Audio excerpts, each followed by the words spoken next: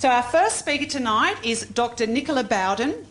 She is the DNA Repair Group Leader and Cancer Institute New South Wales Career Development Fellow at the University of Newcastle and the Hunter Medical Research Institute. Thank you, Dr. Bowden. I wanted to start by saying thank you very much for the invitation to come and speak tonight.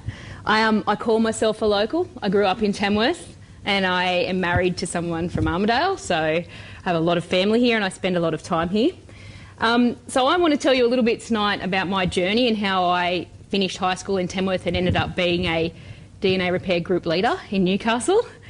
But I want to start by saying this is the most common thing when we ask young people, and kids particularly at school, what a scientist looks like. This is what they draw.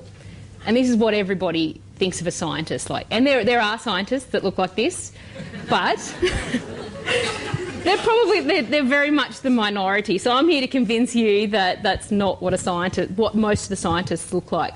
This is what a scientist looks like, and this is what I look like, obviously, and this is what my team looks like. So I have a team of very young researchers.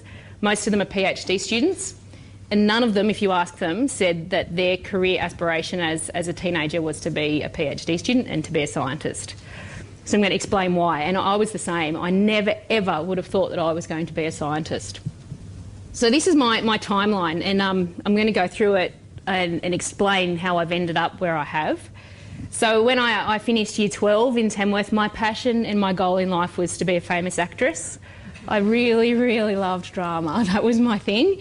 That was my favourite subject. But our careers coordinator said, "You're not very good at drama." Well, he was true. It was true. I was terrible. But he said, "You are really good at maths and science." And I said, "Oh, so do I have to be a scientist?" And I said, "I'm not a scientist." And he said, "Well, you know, we've put all your information in and we think you should do medicine." And I went, "Oh, okay, I could be a doctor." So I started thinking about that and thought, well, yep, that's my career plan. I'm going to do medicine.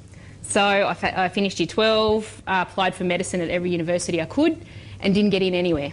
Didn't get into medicine at all.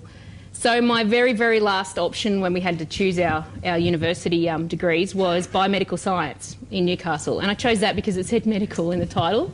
So if I don't get into medicine, I'll do biomedical science, which is my next spot on the timeline. So I started that degree at the University of Newcastle, and it took me less than the first half of semester one to realise the things I loved about the idea of doing medicine were actually the science part of it. I'm a problem solver. I love being told a problem and then having to collect all the evidence and all the information and figure out the answer to that problem.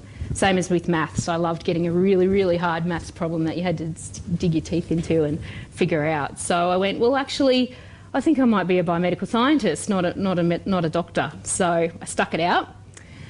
And then at the end of my degree, I realised if I wanted to continue on being a scientist, I had to do an honours year. So I stayed on for an extra year and completed my honours.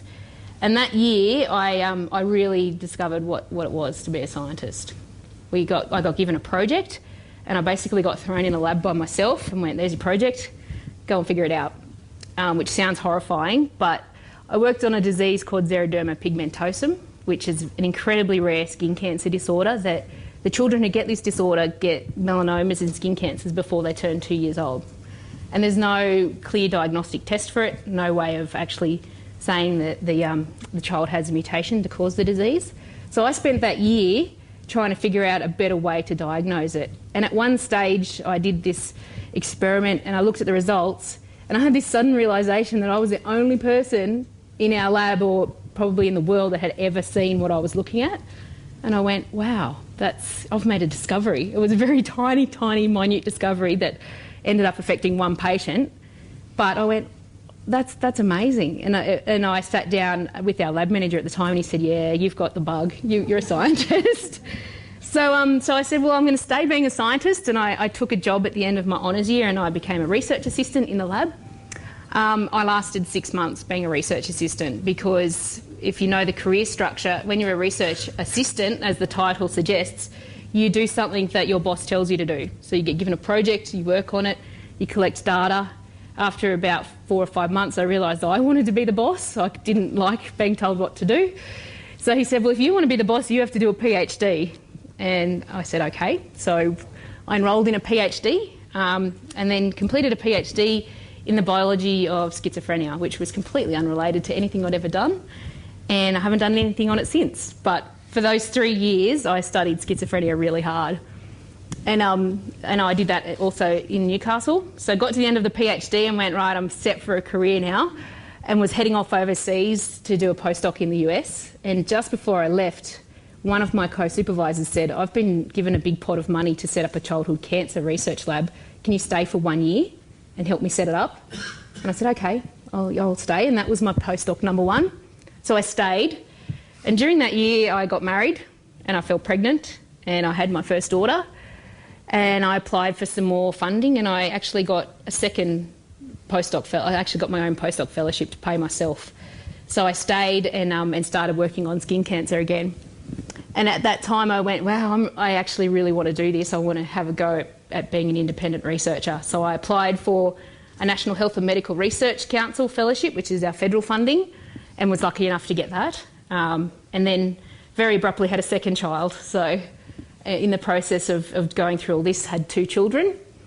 And that's really when I started to take off. And so the rest really is history. I completed my fellowship, had 6 months visiting the USA and living in Washington with my family. My husband was a stay-at-home dad with our kids for 6 months. Came back, and then we decided, I don't know why, but we had a third child, which really has made me more crazy than any of the science. And that at the end of my fellowship, I then thought, right, I'm a group leader, I have my own PhD students, I have my own program, and I was lucky enough to get a new fellowship, which is a career development fellowship. So I'm now what we call a mid-career researcher. And I guess the whole point of this story is to tell you I didn't start out planning being a scientist, and at no point did I really have a plan that I was going to be an independent scientist and continue on that track. It was just a lot of opportunities, and I continually kept my eyes open. And when somebody asked me, would you like to try this job out, I said yes, even though twice it didn't really help me. But yeah, opportunities just continually came up, and I took them when they arose. So as part of my NHNMIC fellowship, I became really engaged with a group of other early and mid-career researchers, and ended up becoming involved in Women in Science Australia, which is how I ended up here tonight and got the invitation. We're a group of STEM researchers that really want to raise awareness about the lack of females in science, particularly at senior levels. It's a hard career to stay in, but it becomes harder when you have a family and you start having children. So we're trying to change that, and we're trying to change that perception of a scientist being an old bald man, because we're not all old bald men. So we're doing a lot of work at the moment, and we're looking at professional development and engaging, and I really encourage you, particularly since this is a regional university, the same as Newcastle, to engage via social media, because it's the best way that you can stay involved with us. So we have a website where you can register and get our newsletters, but the best place to follow us is on Facebook or Twitter, because that's where we really keep up to date and keep information flowing. And the other thing, tell me to wrap up if I go too long, is we all became also very passionately involved in this exhibition, which is the League of Remarkable Women in Science, and it's on in Canberra at the moment. So they actually interviewed 40 female scientists, including most of us from Women in Science Australia, and this exhibition is running at the moment, and it's the stories of everyday Australian female scientists. So we're all people as well as scientists. And it's a beautiful exhibition, and there'll be an ebook that comes out, so you can read about us all and our journeys, how we ended up where we have. And there's some really spectacular female professors who are amongst that 40 females. So my other hat that I also wear, which I also really encourage all of you from every age group to have a look at, is we have a thing called the Early and Mid-Career Researcher Forum, which is a part of the Australian Academy of Science. And I sit on the committee, on the executive committee for this, and we are the voice of Australia's future scientific leaders.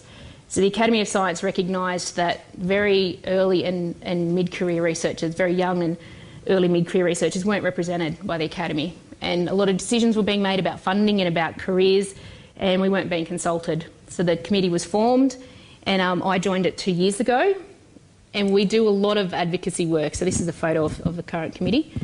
And basically what we do is we go out and we do a lot of advocacy for funding models, careers, looking at careers outside of academia. So if you're a scientist, you can work anywhere. And I tell my PhD students, once you've got your PhD, that opens the door to working anywhere. You're a problem solver. You can figure out almost any career path after that. So we spend a lot of time working with young scientists as well, figuring out their career path. And we do a lot of gender equity work in that as well, so promoting females in science. And we're also on Twitter, so I encourage you to follow us on there. It's the best place also, and that's really where I get all my information from. I don't spend much time in Sydney or Melbourne, so I spend a lot of time on Twitter engaging with these people. So really what I want you all to leave with today is the idea that all scientists aren't old bald men, and regardless of their gender or age, this is what I want you to leave, because most of the panel actually look like these pictures. So if you leave thinking a scientist looks more like me or like these pictures, I'll be very happy.